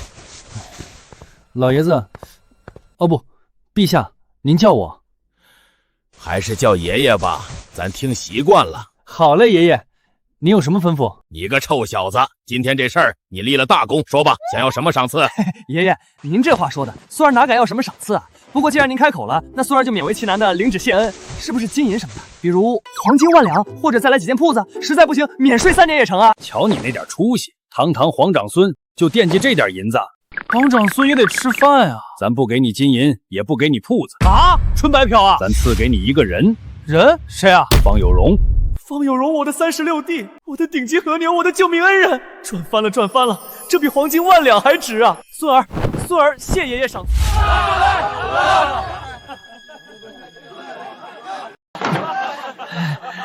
这次总不会有人打扰我们的好事了吧？1、2、2个，我喝酒都喝出重影了。少爷，有容？不对，不是重影，难道爷爷买1送1？为什么最后一个才嫌我盖头？对我有意见？徐妙姐，你怎么在这儿？陛下赐的婚，怎么不乐意？乐意个屁！这母老虎怎么也在？爷爷这是赏我还是罚我啊？跑？往哪儿跑？今晚可是洞房花烛夜，新郎官想逃。放开我！我不要被家暴！救命啊！